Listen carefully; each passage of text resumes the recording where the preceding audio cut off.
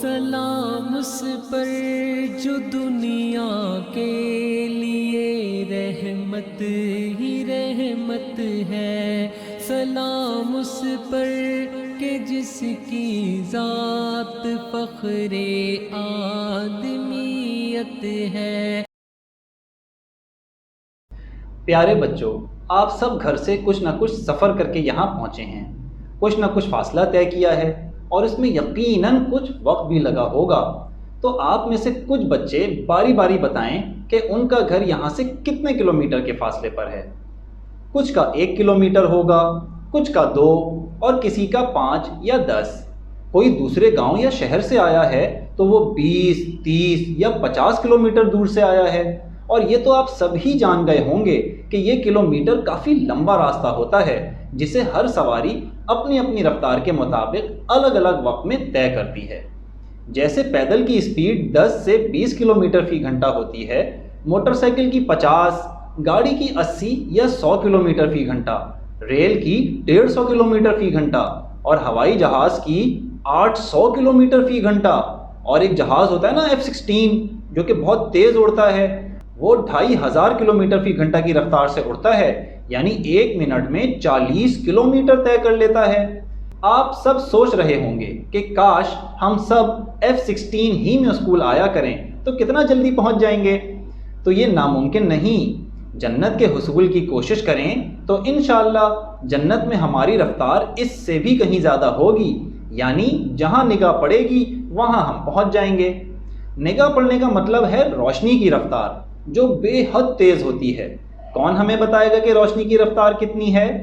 مشکل سوال ہے، چلیں ہم خود ہی بتا دیتے ہیں۔ 3 لاکھ کلومیٹر فی گھنٹہ نہیں بلکہ فی سیکنڈ، یعنی 1 سیکنڈ میں 3 لاکھ کلومیٹر، جو کہ بہت ہی زیادہ ہے۔ اگر ہم پوری دنیا کا چکر لگا کر واپس اسی جگہ پہ آ پہنچیں تو یہ ہوں گے صرف 40,000 کلومیٹر۔ یعنی اگر ہم روشنی کی رفتار سے دنیا کے چکر لگائیں تو 1 سیکنڈ میں 7 چکر لگا سکتے ہیں۔ ہے نا تیز رفتار؟ کہیں آپ کو یہ بہت سارے نمبرز مشکل میں تو نہیں ڈال رہے؟ بھائی انہیں یاد نہیں کرنا، اس سے آپ کو چند چیزوں کا اندازہ کرانا ہے۔ تو 1 سیکنڈ میں روشنی اتنا زیادہ سفر کرتی ہے تو سوچئے 1 منٹ میں کتنا کرے گی؟ اور زیادہ کرے گی نا؟ اور پھر 1 گھنٹے میں تو اور بھی زیادہ سفر کرے گی۔ پھر ایک پورے دن میں کتنا سفر کرے گی؟ بہت زیادہ کرے گی۔ اور پھر اگر پورا مہینہ روشنی سفر کرتی رہے تو کتنا زیادہ فاصلہ طے کر لے گی؟ اتنا زیادہ فاصلہ لکھنا بھی مشکل ہوتا ہے، لہٰذا روشنی 1 سال یعنی 365 دنوں میں جتنا فاصلہ طے کرے اتنے فاصلے کو 1 لائٹ ایئر کہتے ہیں۔ اب آپ سوچ رہے ہوں گے کہ سائنس نے بڑی ترقی کر لی۔ جی نہیں، سائنس تو کہتی ہے کہ میں صرف 46 ارب لائٹ ایئر کا فاصلہ سمجھ سکتی ہوں، اس کے بعد کا نہیں۔ ارب کا مطلب ہے کہ 1 لاکھ سال 10,000 مرتبہ گزر جائیں تو 1 ارب سال بنیں گے، اور یہ 46 مرتبہ ہو تو سائنس کی کل کائنات بنے گی۔ اور سائنس کی کل کائنات اللہ رب العزت کا صرف پہلا آسمان ہے جو ہماری اور سائنس کی پہنچ میں ہے۔ پھر دوسرا آسمان نہ جانے اس سے کتنا بڑا ہوگا، پھر تیسرا اور بھی بڑا ہوگا، یہاں تک کہ 7واں آسمان کتنا بڑا ہوگا۔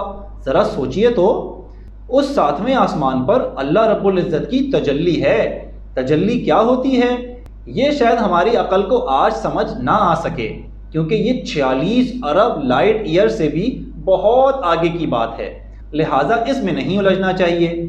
پیارے بچوں، آپ شاید سوچ رہے ہوں گے کہ سیرت طیبہ سے ان باتوں کا بھلا کیا تعلق؟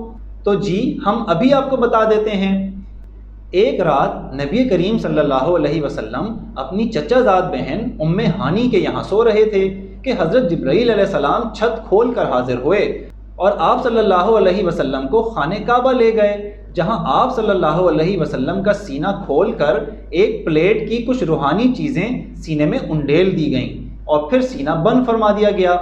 یہ دوسرا واقعہ تھا۔ ایسا واقعہ آپ صلی اللہ علیہ وسلم کے بچپن میں بھی ہوا تھا، آپ کو یاد ہے نا بچوں، ہم نے سنایا بھی تھا۔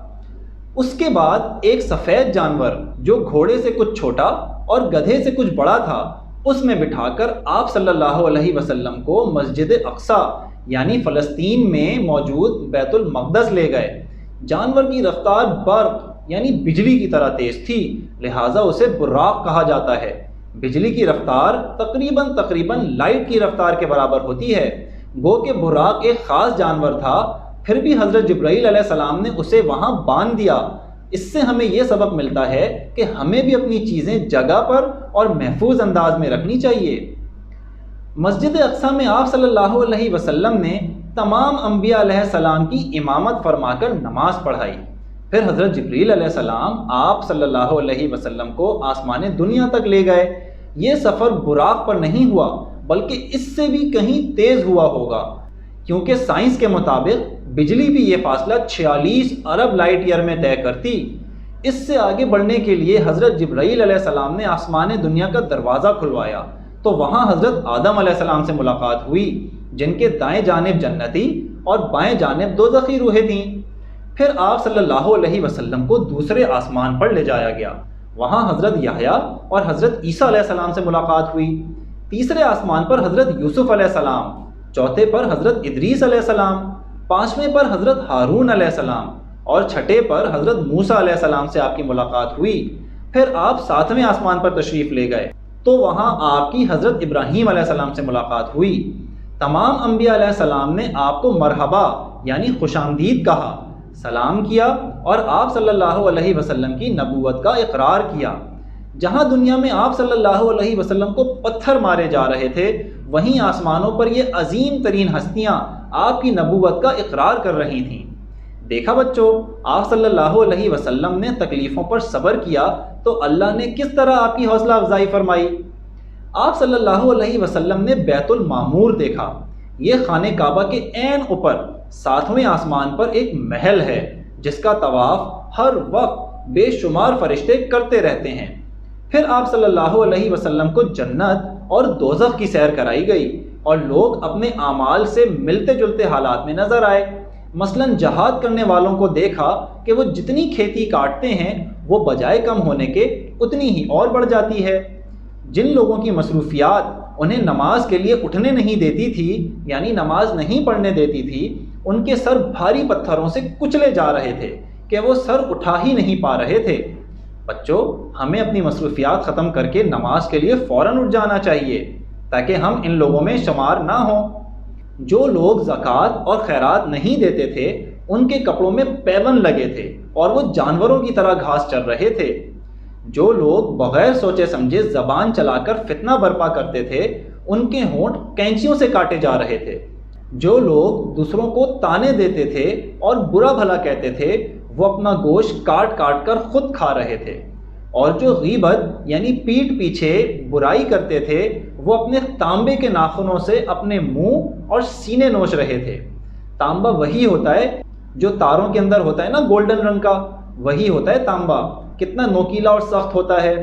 سود خور لوگ یعنی انٹرسٹ کے پیسے لینے والوں کے پیٹ میں اتنے سانپ بھرے ہوئے تھے کہ وہ اپنی جگہ سے ہل بھی نہیں پا رہے تھے اور لوگ ان کے اوپر پاؤں رکھ رکھ کر گزر رہے تھے۔ اسی طرح آپ صلی اللہ علیہ وسلم نے دوزخ کے داروغہ یعنی انچارج کو دیکھا جس کا چہرہ سخت تھا اور مسکراتا تک نہ تھا۔ آپ صلی اللہ علیہ وسلم نے جنت میں 4 نہریں دیکھیں جس میں سے 2 تو دریائے نیل اور دریائے فرات تھیں اور 2 باطنی نہریں تھیں۔ آپ صلی اللہ علیہ وسلم پر دودھ اور شراب پیش کی گئی، یعنی اس کا آپشن دیا گیا، جس میں سے آپ صلی اللہ علیہ وسلم نے دودھ کو پسند فرما لیا۔ اس پر ارشاد ہوا کہ آپ نے فطرت یعنی نیچرل راستہ پا لیا ہے۔ آپ صلی اللہ علیہ وسلم کو سدرۃ المنتہا لے جایا گیا۔ پھر حضرت جبرائیل علیہ السلام رک گئے کہ ان کی پہنچ تو بس یہیں تک تھی۔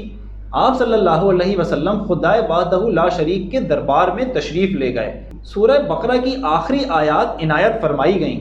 آج سب بچوں نے جا کر اس کو تلاوت کرنا ہے اور اس کا ترجمہ پڑھ کر یہ دیکھنا ہے کہ یہ کیوں اتنی خاص ہیں کہ حضرت جبرائیل علیہ السلام سے نہیں بھجوائی گئیں بلکہ اللہ رب العزت نے بالمشافہ خود عطا فرمائیں۔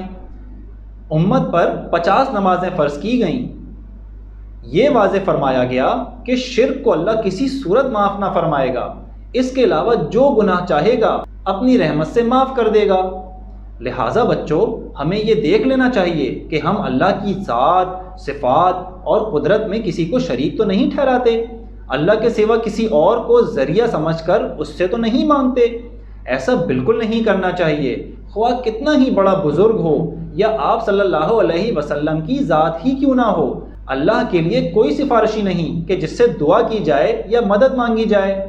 سلام اس پر جو دنیا کے لیے رحمت ہی رحمت ہے، سلام اس پر کہ جس کی ذات فخر آدمیت ہے۔